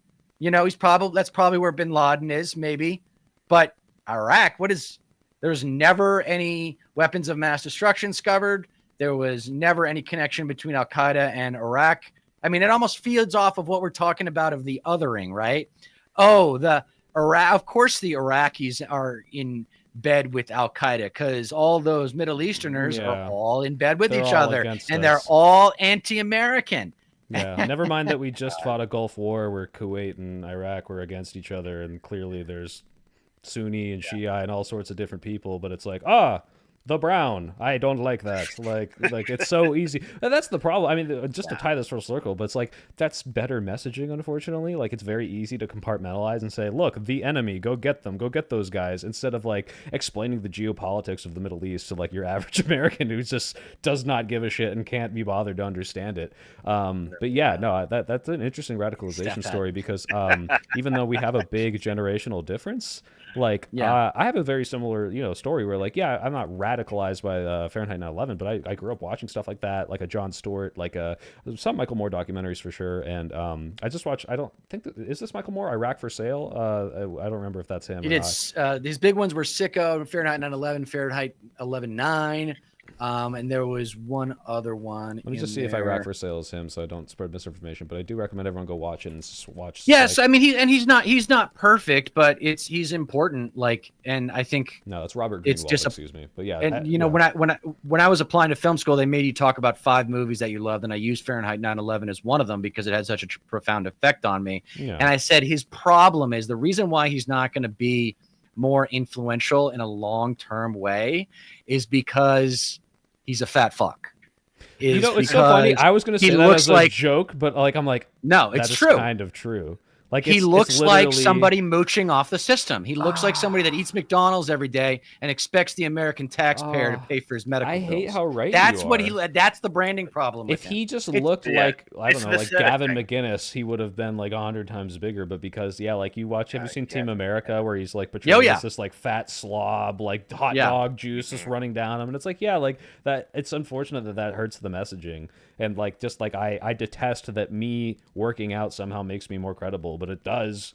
So I'm going to try to leverage that. And I do like that people like you and me and anyone else in this space can be a Michael Moore. Like, we don't need to be this like funded person to go interview people and hear their stories, to investigate stuff and kind of bring it up. Now, there is the danger of like, how do you fact check this? And even Michael Moore is susceptible to getting things wrong. I just watched Sicko recently, and he brought up like there's one anecdote that he brought up of someone who got denied healthcare, and his wife like sued the people because they're like, my husband would have lived. And in this specific case, this isn't like a commentary on the whole system, but in this specific case, it did seem like they justifiably denied him, because it was like, oh, we want this like experimental thing, we don't know that's going to work, that's going to cost $50 million, we can't approve this, like, it's not guaranteed to work, and it's incredibly expensive.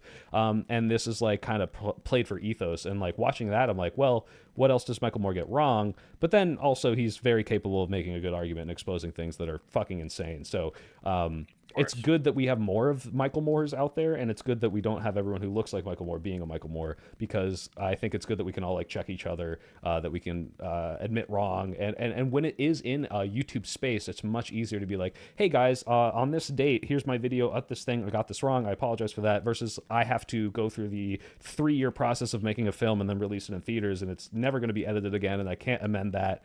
I think that I really enjoy how this space is evolving to do what you're saying, and really not radicalize necessarily, but like educate people on what is happening and how to get them out of those I don't know, societal locks. What's the Andrew Tate thing? Break you out of the matrix. Like, like they just don't teach you everything, unfortunately. And I'm glad that happened to you, and I'm glad that. Well, we need to start using the word radical to describe the right, because they are radical, and it's alliterative. So the radical right, the alt right, the white trash right. I've been giving everyone Trump nicknames, so I think that works pretty well. And name calling has its place. So this is we'll finish on. I have to go soon, but real quick, a super chatter $2 said exactly. So whatever you were saying, my chat loves it, and they wanted to pay money to agree with you. Yeah. Okay, that's awesome. I'm glad to hear that. I wish they give me money. Go get me. Oh, Stateless, did you send me your thing? Can I put that in the put in the private chat, Stateless? In the private chat, yeah, or whatever, or that's the easiest way to get him something, is the private chat. Okay, so Soy, yes, how do you think you beat the schoolyard bully? What's the method? It's a combination of, like I said, it's humiliation, and it's You have to have a rational backing, because what the big pitfall that I see is people try to play the humiliation game, but it's on something that's very flimsy if you look into it. Just an example off the top of my head, Ben Shapiro was doing one of those classic, I'm going to own this college student, and that college student fights back and being like, oh, you can't get your wife wet, you're lame, and like the name calling, and not to defend Ben Shapiro, but like his dumb WAP commentary about getting his wife wet, like that was taken out of context. Like I don't think he said his wife can't be aroused, he's just being an idiot about the song. And so like it's like that didn't really resonate with people, versus you take that energy of humiliation and then you back it up with like you're saying, like these populist casting wide net messages. That is how you do it. You really do just have to humiliate these people, because that's what they listen to. It's this weird fascist politics game where it's like, well, my daddy looks bad now, I can't support him. And unfortunately, I don't want to fall into this, and I think that we could easily. I want to be cautious. You can't never admit fault, because that's what they do, and it works. But we need to be able to at least be the rational people who are like, hey, I got this wrong, and I'm going to recover from it. But, you got to own it and laugh about it. Bernie did that. And move past that. Yeah, Bernie did that. Bernie did that. And I think that's the reason why people still like him, versus like, I don't know. What if Bernie looked like Gavin Newsom? Do you think he would have beaten Hillary in 2016?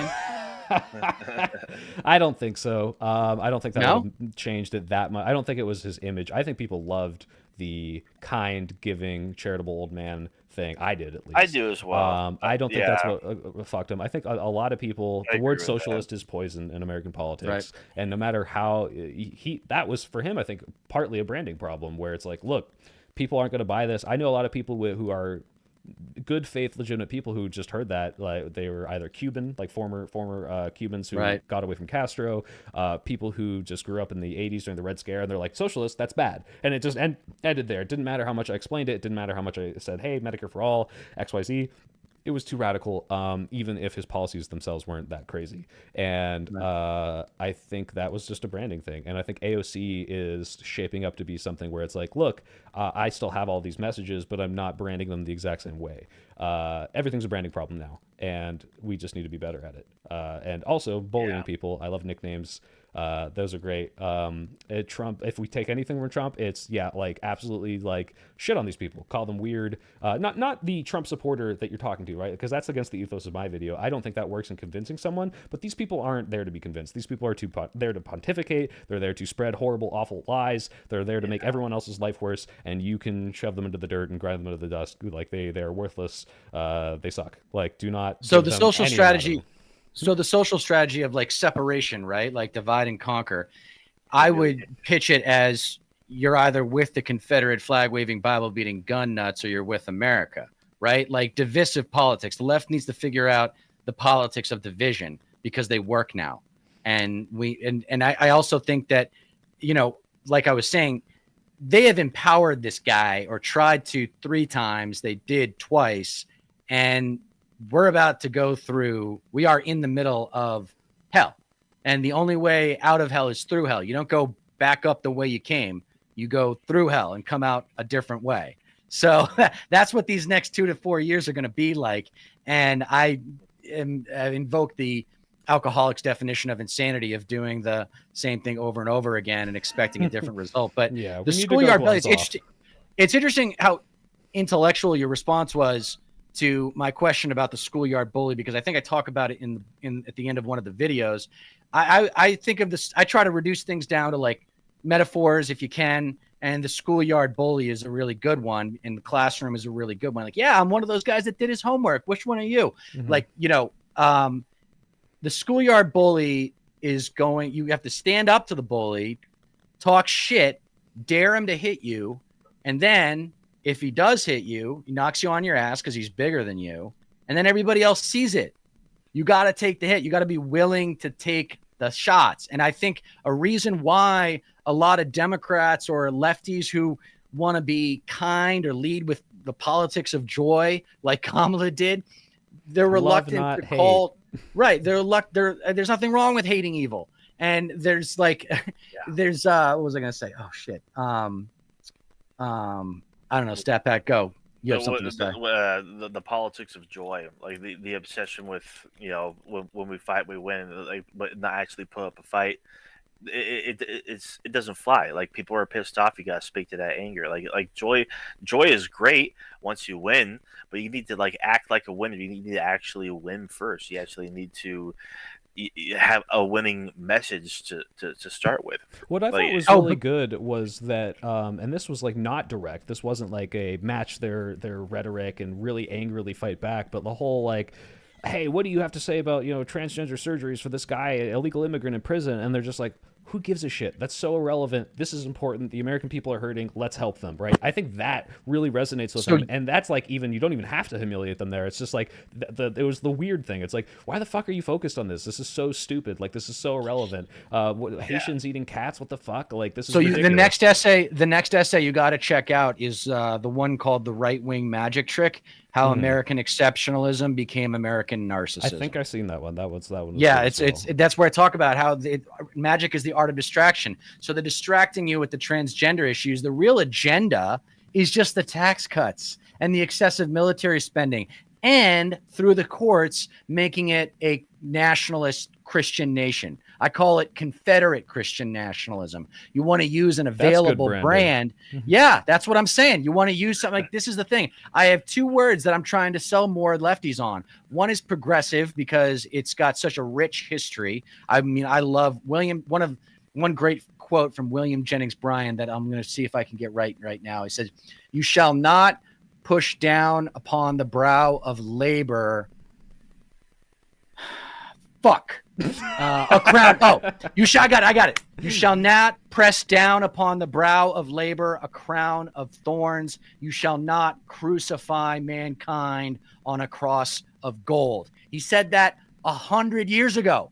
And he was it's as if he could be talking about evangelicals today. That's so I want to go hard to remember. Maybe we should reword it a little bit, because crucify American progress or whatever. But progressive has a rich history. We shouldn't. It's a way to unite these different factions who are really frustrated with the DNC, but still have hope that we can take over the DNC. It also sounds really sexy to say primarium with a progressive. It sounds good. And then the other one is Confederacy, man. I'm working on an essay called Fascism's Favorite Formula, Scapegoat Politics. I mean, and I actually said in the Who Are MAGA series that I came out with, Confederate Christian nationalism. That's what it is. It's not just Christian. That's not, again, specificity. It's not good enough to say just Christian nationalism anymore. Put Confederate in there. It makes it sexy. Well, it's like, oh, you know, like you're talking about, like, oh, well, I don't like that. Like, of course I'm not a Confederate. Like, bring it back. Resurrect it. It's a weapon.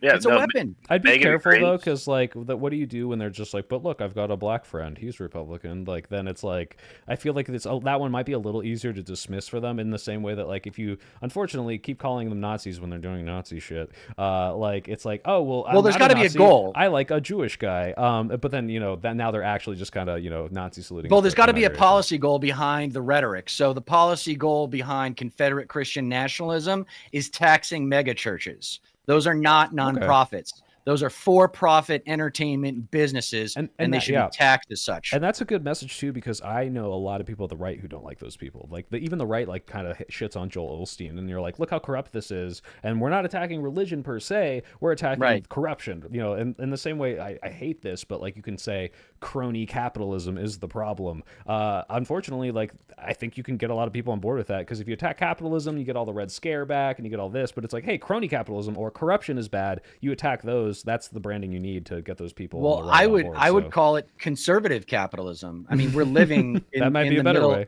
we're living in 44 years worth of conservative capitalism, which is all based on government is the problem. Even though we had a president who was elected 4 times that proved us that that's not true. And by the way, let me finish on this and then I got to go. Yeah. So Ben Shapiro is a bully, and he's a certain kind of bully. And here's how you take him down. He, along with Tim Pool, Stephen Miller, to a lesser extent, Steve Bannon, but they are what I like to call revenge nerds. Ugly on the outside, ugly on the inside. They got bullied in high school, sort of thing. Ben Shapiro, and I even put it, here you go. Here's my like slogan, like thinking in terms of sound bites. He never got the girl, and he never won the big game. It's that simple. He never had that feeling in high school. He went early to college. Like, read his bio. He was at like Harvard Law when he was like 23 or something ridiculous. Like, they're younger. I don't know what he started, but he was just like, you can tear these people down. Like, that's my value. Okay. That's my superpower, as they say in business culture commentary, is what's your superpower? Basically it's just another way of saying, what's your value add? Where is your value here? My value is making the bullies feel small, the white trash Nazi bullies to be specific. And the reason why I don't think more people do that is because these are not just bullies. These are bullies with guns, and they might want to kill you. So that's my superpowers. I'm not willing. I'm going to say whatever the fuck I want. And if it gets me killed, so be it, because I got these videos online that'll become really, really popular. They'll become really popular if I get, assassinated in public. It's like, oh my God, I got to check out his YouTube channel. Wait, he's making all these really great points, deconstructing the intellectual fallibility of fucking conservatism. Because resistance to change in a world that is defined by change is not only stupid, it is not only useless, it is counterproductive to making a better society. Whether you like it or not, whoever's watching this that might be MAGA or conservative, this world is driven by change. Everything in the private sector, all the people that are making money, all those billionaires at the inauguration, they are successful because they were very good at anticipating change. All right. Yeah. I really like the channeled anger. Stateless, do you have it's hard to follow up, but you guys can keep talking. You guys are welcome to keep talking. I do need to head out too. I've got a debate I got to prepare for as well. Sorry, go ahead. I'm exhausted as well. No, Megan's pretty much in full agreement. Joel Osteen sucks. Neither is right. Use biblical language. You gotta get the party to face the true divide, which is class division. And corruption bad is the branding, which is popular. Removing excess funding in the public sector is change, for example. Speaking of Doge, that's a whole other thing. But yeah, no. Change is inevitable. It just depends on who is in control of the change and how we can affect it, how we can influence it as well. Mm-hmm. Soy, final thoughts, and please come back, dude. Let's do this again. This was epic, and I promise it was a fun conversation. I think I agree with you guys for the most part. There needs to be a lot of branding. There needs to be a lot of aggression channeled through good people. I'm hesitant and I'm scared. I don't want to fall into the brain rot that I see on the right, where these like messages define their entire party, their entire politic, and it's not backed by anything. So I tread carefully into the populism, into the messages, but I still think it needs to happen, and I still think we need to transform it in the way that you are describing, with emotion, with messaging, and with just better politicians, because goddamn if they're not the lamest ducks that I've seen in quite a while. They're losers. Yeah, they're no good. They're so bad we don't like them. I got to that's good. I like that. That's Trump, a good Trump. You're what are you? Determined Deter. He's very good. He's doing a very good job, and I want to say silly because it's the first adjective that comes to mind, but strong, stateless. He's strong. He's very strong. We love Stateless Patriot. So you guys, there's your Trump nicknames. Megan says yes. I enjoy soy man. Soy man. Yeah. At least I'm a man now. I'm not a soy boy. I've upgraded. But yeah, no. Thanks so much for having me on. Stateless. I'll try to find. I can't find the chat, but I think once I close this, I'll be able to grab that link and throw it in the descriptions. Check these guys out. I like their stuff. And yeah, let's make a better party. God damn. Please. All right, baby. While we still can. For Stateless Patriot and the Soy Pill, I am Deter McBizness, reminding you that you don't get change in America by asking nicely. Take it easy, guys. Enjoy the Super Bowl. Good night. Oh, there's the link too. And I am out. I'm out. Well, all right. Those guys were cool. Didn't see eye to eye on everything, but that's fine. I liked a lot of what they had to say. Let's see if I can bring myself back up here. How's my chat doing? FanFX, I want to address something you said earlier. Hold on, give me a sec while I try to turn this webcam on. There we go. What did you say? You said David Hogg is a DEI hire? What demographic is he? Got shot at? is that the oppressed minority that he is? What did that mean? Okay, what does that mean? Is that what you meant? Young? That's DEI? I think it's because he's a invigorated person who lived through a shooting and like he you know, has a lot of passion and messaging. I don't think he's like, it's just because he's young, right? Let me throw this in the description here. Stateless Patriot. Was it Stateless Patriot? Oh my god. Yeah, there he is. Cool. Save that. He has 0 credentials. I mean, yeah, what do the credentials have to be? He's a speaker, and they think that he has power and influence. I don't know if you need... Well, I'm not a DNC expert. I don't know if you need that much to be a DNC representative, but maybe not. Yeah, Trump's in that demographic too. So, like, you know, like sometimes we could fight fire with fire, guys. It's okay to be a little uncredentialed in certain places. Anyway, guys, thanks so much for tuning in. I hope you guys enjoyed that. I like reaching out to smaller people. This person reached out to me, but I will keep doing stuff like this, bigger, smaller. I got JJ, million subscriber on Monday. I got 300 subscriber guy on Wednesday, and I hope you guys go and subscribe and check him out. I think he does fun videos. Oh, tomorrow, 3 p.m. Pacific Standard Time, I will be debating with Isco whether or not we are in a constitutional crisis right now against, I don't know, some idiots probably, because if they disagree with me, they're stupid.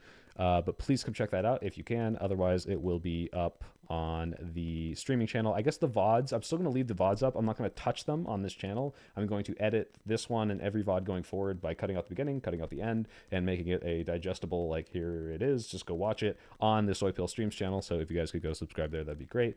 And like I said in this discussion, I am closer than ever to being able to transition to doing this more. So if you want more videos, more streams, more me, or just more stuff to listen to, please support me in any way that you can. There's a $1 tier on Patreon. They say don't do that. It's not enough, but I do it because I know that a lot of people can spare $1. But you don't have to. I don't need the money. I just really, really, really want to do this more. So thank you all so much for tuning in. You guys are the best. Type 1 to end the deep state, and have a good night. Hope to see you tomorrow.